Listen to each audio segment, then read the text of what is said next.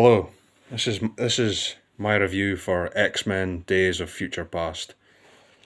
This film's one of my all-time favorite films. I'd say it's probably my favorite superhero film ever made. I've watched this film a couple dozen times. It's a great film. It's a fantastic film.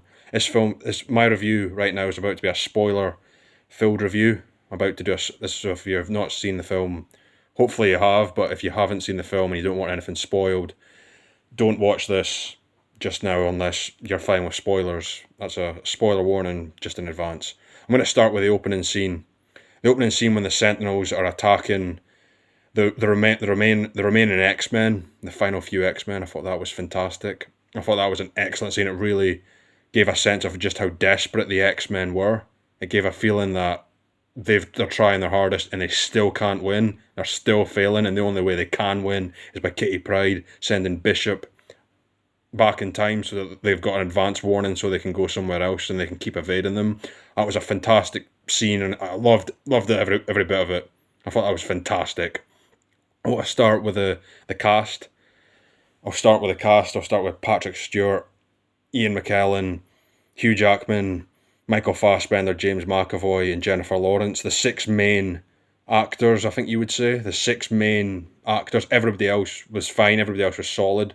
I liked everybody else in their supporting roles. Peter Dinklage was great as Bolivar Trask. I loved the man who played the younger William Stryker.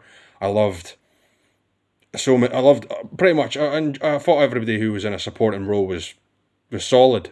No, I wouldn't say there was any big weakness personally.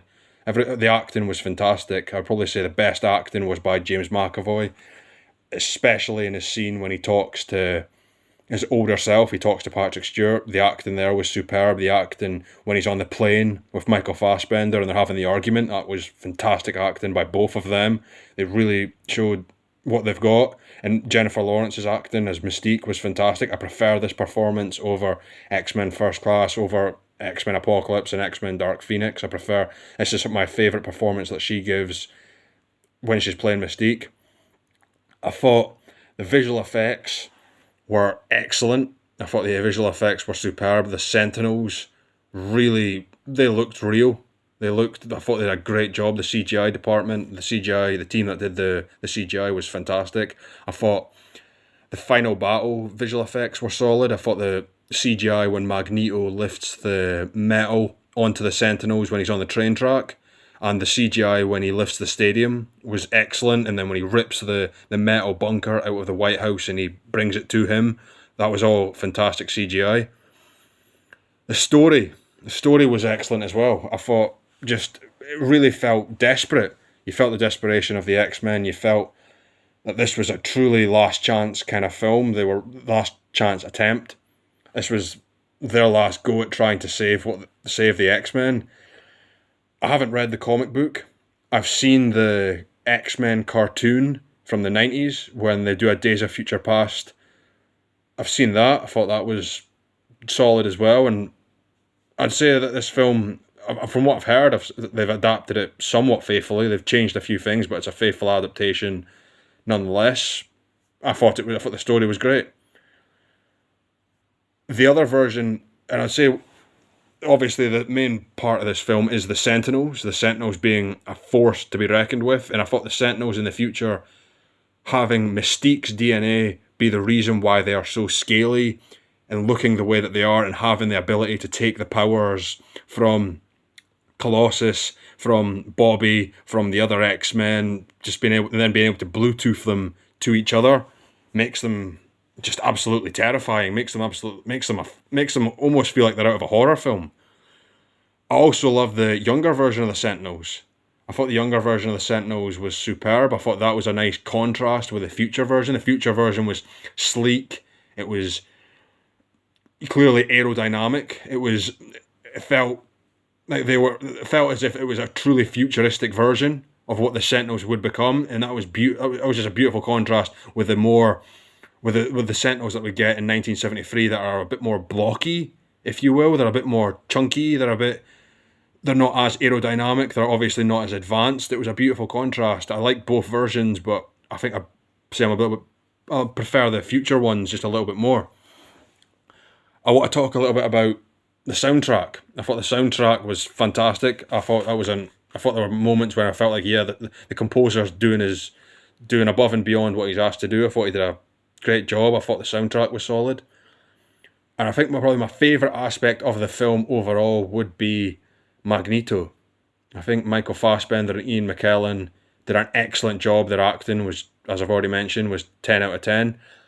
I think the character of Magneto, from what we've seen previously in X-Men 1 and X-Men First Class, when you see him at the concentration camp and why he distrusts the human species and why he's so hell-bent on protecting his people, the mutants, making sure mutants are protected, making sure the mutants don't get exterminated like any of the other atrocities that have been committed throughout human history. Unfortunately, he sees the human species in a very negative light because he saw the worst of humanity, and I feel like that makes him a somewhat understandable villain. He's not just coming at it like Malekith in For the Dark World, or Ronan the Accuser, or the bad guy that Mads Mikkelsen plays in Doctor Strange. Can't even remember his name.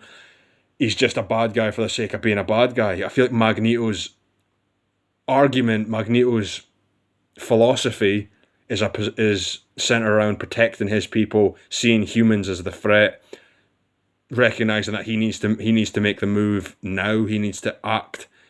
In this film, he needs to act before they act upon him. He needs to take preemptive measures to ensure the survival of the mutant species, which is quite an interesting concept. And also, I would say that the scene where the plane scene, probably one of my favourite scenes of this entire film.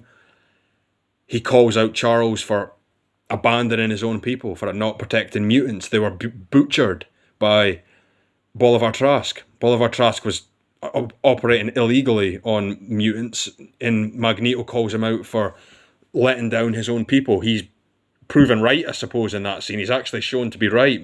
Bolivar Trask did terrible things to mutants, and Magneto warned Charles that you can't trust them.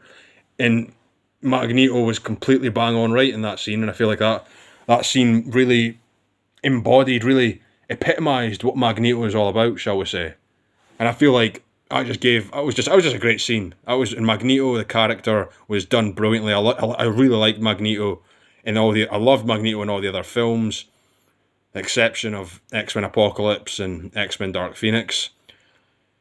And I also loved him in the 90s cartoon. And I've seen bits and clips, a few bits and pieces of X-Men Evolution, and I've seen a few things, barely anything from Wolverine and the X-Men. But from what I've seen overall, I really like Magneto. Magneto is my favourite Marvel villain. He is my personal favourite Marvel villain. I would say that the film, one of the other positives that the film had, that I would say besides Magneto, is the film felt global. I feel like in certain post-apocalyptic films, they just centre around America.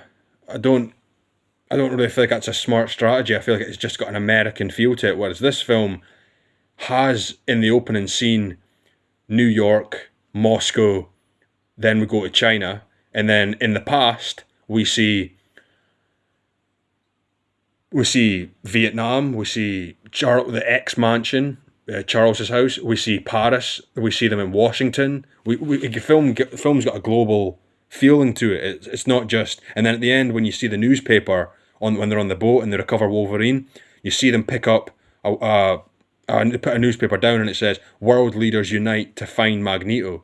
I feel like it just gave the film a sense of a world-ending threat that some other post-apocalyptic films make. Sometimes it just feels, to me, it feels a bit like an America-centric film, a little bit too much, just a little bit too much, personally. I would say that the finale was a major positive of this film when Magneto executes his plan. You see him put metal on the Sentinels, you see him attack the White House, you see him bring the stadium over and drop it on the White House, and this was a genius move on his part because it keeps out everyone from interfering with his plan, so that he can take the world. He can take the president. He can take Bolivar Trask, and then he's able to declare to the world that mutants will reign over. Mutants will inherit this earth. Mutants will inherit the world, and what will happen to all of the humans is about to happen to all of the men that he has in the bunker. He's about to demonstrate his power to the world and hopefully bring mutants out of the dark as he sees it. And then I would say that the finale being his plan being thwarted by Mystique, by Charles and Hank and Wolverine, and having Mystique turn on him was just brilliant. I feel like the fact that it wasn't Wolverine that saves the day, even though he does, but it doesn't come down to him at the last moment. It's Charles and Hank convincing Mystique. It's Charles convincing Mystique that the power's in her hands, and she doesn't need to hate the humans. She doesn't need to go down that path, and that leads to them saving the future. That was just fantastic, and the soundtrack there, as I've already mentioned, was brilliant. Jennifer Lawrence's acting, once again, was fantastic. I would say that this film, to me, was brilliant also in part due to Bryan Singer's direction. I feel like Bryan Singer did a great job with X-Men 1, X-Men 2, X-Men United, and this film. I didn't like what he did in X-Men Apocalypse, but this film was just exceptional. Other scenes of what I mentioned was Magneto's escape with Quicksilver. Then the kitchen scene, they were brilliant. What else can I mention? I want to mention the Ensaba Noor teaser at the end. I thought that was fantastic. I thought that overall, I would just say that this film is 10 out of 10 for me. This is one of my favorite films, and this is one of my all-time favorite superhero films. I loved so much, and if you haven't seen this film and you're just hearing me talk about it and spoil it, I just want to recommend that you go and check it out. It's an absolutely brilliant film. That's what all I'm going to say is. I might even do another review on this film because there's a lot to talk about why it's so great. Thanks.